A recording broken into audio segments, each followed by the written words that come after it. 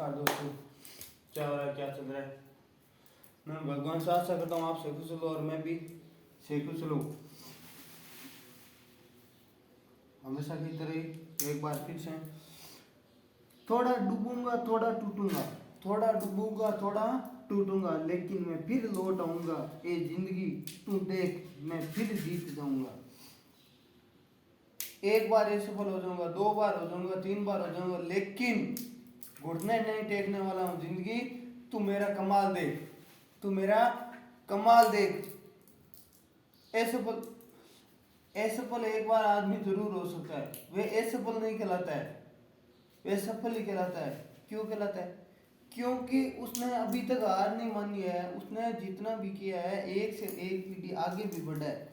असफलता से कई प्रकार की जानकारी हमें प्राप्त होती है। अब देखो, हमारा परसेंटेज टॉपिक चल रहा था, उसी में आगे देखते हैं। एक परीक्षा में पास होने के लिए, एक परीक्षा में पास होने के लिए 30% अंकों की आवश्यकता है। विवेक 40% अंक प्राप्त करता है और 14 अंकों से फेल हो जाता है। तो परीक्षा का पूर्णांक क्या करें? अब देखो, पास होने के लिए 30% अंकों की, कितने प्रतिशत है? 30% अंकों की आवश्यक। विवेक 40% अंक प्राप्त करता है और कितने अंकों से फेल हो जाता है? 14 अंकों से। अरे कितने अंकों से? 14 की जगह क्या कर दो? 12 कर दो। 12 अंकों से क्या हो जाता है? फेल हो जाता है। विवेक 40% अंक प्राप्त करता है और 12 अंकों से फेल हो जाता है। मतलब इनका अंतर कितने का है? 4 का। 4% का मान कितना है? 12। अरे 4% का मान कितना है? 12 इंटू 100। इसने क्या पूछ रखा है? पूर्णांक और उत्तीर्णांक में अंतर होता है। पूर्णांक बोलते हैं जो क्या होता है निश्चय, मतलब कुल 600 का है, 500 का है, 700 का है, 1000 का, कितने का है, कुल पेपर कितने का है। और उत्तीर्णांक का मतलब पासिंग मार्क क्या होता है? ये पूर्णांक, उत्तीर्णांक और प्राप्तांक। प्राप्तांक जो हम प्राप्त करते हैं 80%, 70%, 60%, 40%, 30%। उत्तीर्णांक जो इसका फिक्स एरिया होता है 40%, 30%, 20%, जितना भी होता है, जितना भी फिक्स एरिया होता है वह क्या कहलाता है? उत्तीर्णांक ही कहलाता है। अब देखो इसमें उत्तीर्णांक कितना आ गया? उत्तीर्णांक कितना आ गया? 300 नंबर। 4 3 12 300। और उत्तीर्णांक कितना आ गया? अरे उत्तीर्णांक कितना आ गया? क्या? 300 नंबर। अब देखो अगला क्वेश्चन।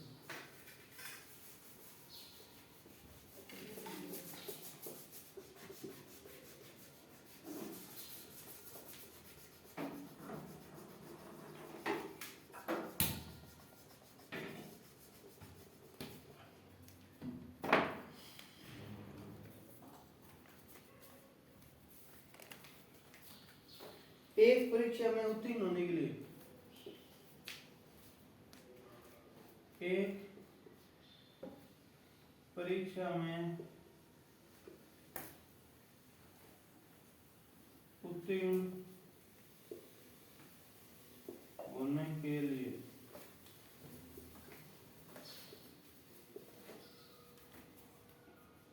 30% अंकों की आवश्यकता है। 30% अंकों की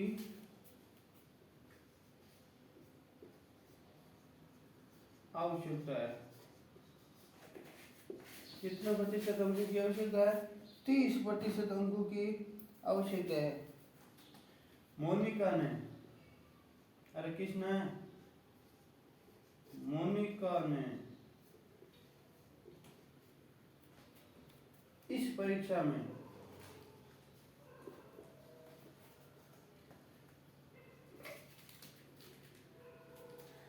92 अंक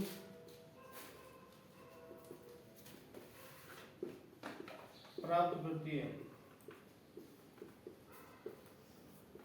और यहाँ पर से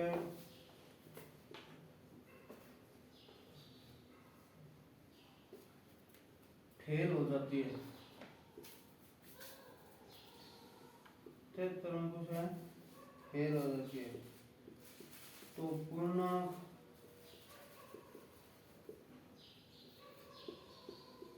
वे उत्तीर्ण होंगे, क्या होगा? अब देखो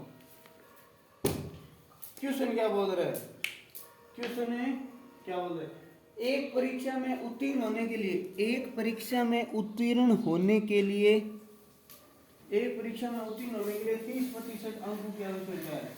कितने प्रतिशत है? 30% अंकों की आवश्यकता है। मोनिका ने इस परीक्षा में 92 अंक हासिल किए। कितने अंक हासिल किए? 92। पास होने के लिए कितने अंकों की आवश्यकता है? 30% अंकों। और मोनिका ने इस परीक्षा में 92 अंक हासिल किए और 73 अंकों से फेल होगी। मतलब इसने पास होने के लिए कितने प्रतिशत चाहिए? 30। इसने 92 प्राप्त किए और 73 से फेल होगी, मतलब पासिंग मार्क्स कितना है? 165। अरे पासिंग मार्क्स कितने हैं? 165। इतनी दूर समझने में मेरे हिसाब से किसी को किसी भी प्रकार की कोई दिक्कतें नहीं होगी। अब देखो ये 30% का मान कितना है? 165। पूर्णांक उत्तीर्ण कितना हो गया? 165 नंबर, 165 नंबर। अब पूर्णांक क्या हो जाएगा? अरे 5 3 550 नंबर। अरे पूर्णांक क्या हो जाएगा? 550 नंबर। मेरे हिसाब से किसी को समझ में आने में किसी भी प्रकार की कोई दिक्कतें नहीं देगी। अब नेक्स्ट अगला क्वेश्चन।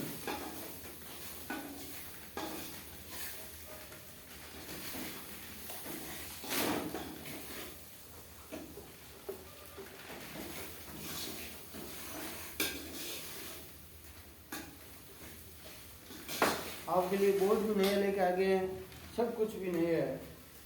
अब कोई भी प्रकार की कोई दिक्कत नहीं आएगी। एक चुनाव में 2 उम्मीदवार,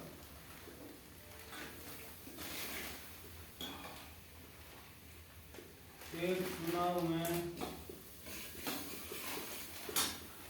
2 उम्मीदवार,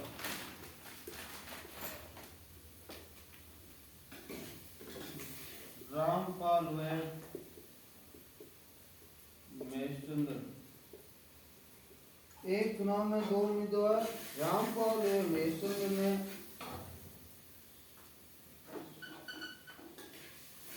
रामपाल ने कुल मतों के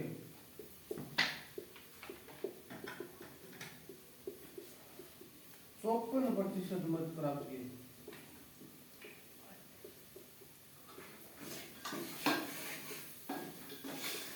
एवं 152 मतों से जीत गया।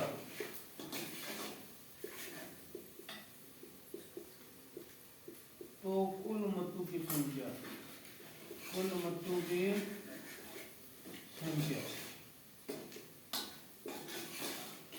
क्या?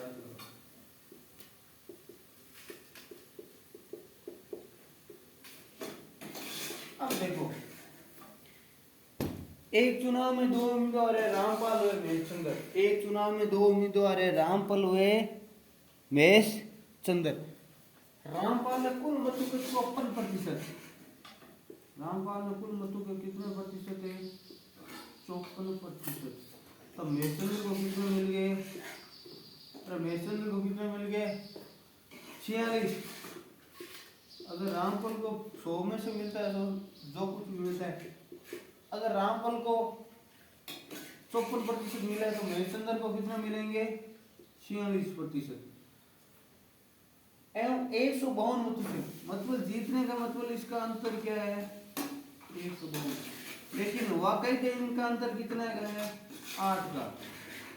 8 बराबर कितना है? 100। 8 बराबर, अरे 54 और 46 का अंतर कितने का है? 8 का। इंटू, तो इसने क्या पूछा है? कुल मतों की संख्या। कुल मत कितने प्रतिशत होता है? 100%। अब देखो एक घंटा घंटा दार पिछा 7 9 9 चारी 72 कुल मतों की संख्या है जो कितनी है 1900 1900 अरे कुल मतों की संख्या कितनी है 1900। इस प्रकार के क्वेश्चन धीरे धीरे समझते जाना आगे दिक्कत नहीं है कि अन्यथा दिक्कत ही दिक्कत है अन्यथा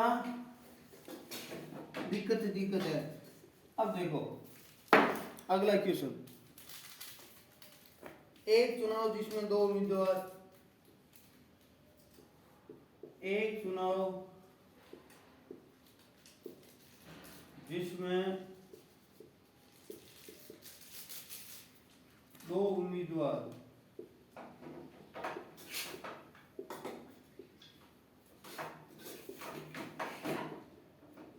लीला व शीला थी लीला और शीला थे थी लीला ने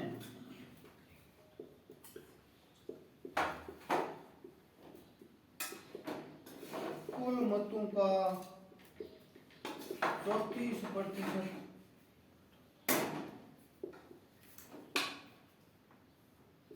प्राप्त करती है और 1880 मतों से हार जाती है तो कुल मतों की संख्या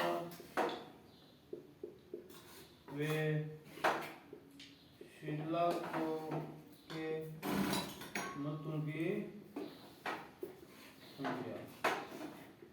अब देखो क्वेश्चन मजेदार है क्वेश्चन में किसी भी प्रकार की कोई दिक्कत नहीं है क्योंकि समझने में और मेरे समझाने में। अब देखो एक चुनाव जिसमें दो उम्मीदवार लीला व शीला है दो उम्मीदवार है कौन कौन लीला और शीला लीला ने कुल मतों के 34% इसने कितने प्रतिशत 34%। तो उसको कितना प्रतिशत मिलेंगे शीला को और किसको शीला को 66%। अरे शीला को कितना प्रतिशत मिलेंगे 66%। 100 में से 34 गए 66 प्राप्त करती हो 1880 मतों से क्या हो जाती है आ जाती। इनका अंतर कितने का है 32 का। अरे अंतर कितने का है 32 का। अंतर कितने का है 32 का। और इनके इसके अंदर अंतर कितने का दे रखा है 1880 का। अरे 1880 किसके बराबर है 32 के।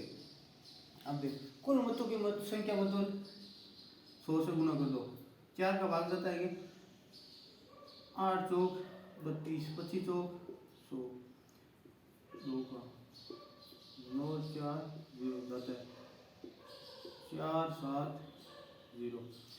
अब 25 को क्या कर दो 470 से गुना कर दो या 47 को 21 से गुना कर दो 25 से गुना कर दो। ये गुना तो भैया आपको करना ही पड़ेगा इस प्रकार की गुना तो आपको करना ही पड़ेगी। 25 आती 100 पीछे 25 हो गए 100 और 17 117 ये कितना आ गया 1175 मतलब 11750। अरे कुल मतों की संख्या कितनी आ गई 11750। अरे 11750 कोई दिक्कत नहीं।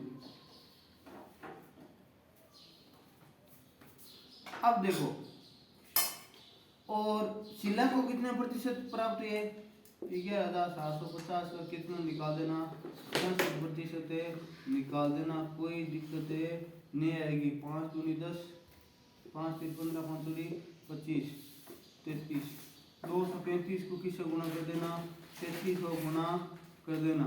अरे 33 को गुना कर देना 5 3 15 3 3 9 और 1 10 3 दूनी 6 और 1 7 5 0 5 5 7 77 तो 7755 नंबर किसको प्राप्त है शीला को। थोड़ा गुना भाग है, बाकी किसी भी प्रकार की इसके अंदर कोई दिक्कत है नहीं है। क्वेश्चन पिछले वाला सेम है, क्वेश्चन पिछले वाला सेम ही है। एक बार क्वेश्चन को ध्यान से देख लो, वीडियो को रोक के भी आप ही देख सकते हो। क्वेश्चन को क्या कर लो, ध्यान से देख लो। आपके संडे की जो भी क्लास आएगी वह लंबी आएगी और आपकी रीजनिंग की क्लास भी आज आएगी। समय की मोहलत की वजह से अब मैं ज़्यादा समय आपको नहीं दे सकता। बाकी आप समझदार हो तो कमेंट करके बता दिया करो कैसा लग रहा है, क्या क्या क्या चल रहा है, आपको कुछ समझ में आ रहा है नहीं आ रहा है। और मैं एक भगवान से एक बार फिर से आशा करता हूँ आप सेहतुल हो और मैं भी सेहतुल हो, और आप अपने माता पिता को मेरा प्रणाम कहना और पढ़ाई करते रहना। जय हिंद, जय भारत।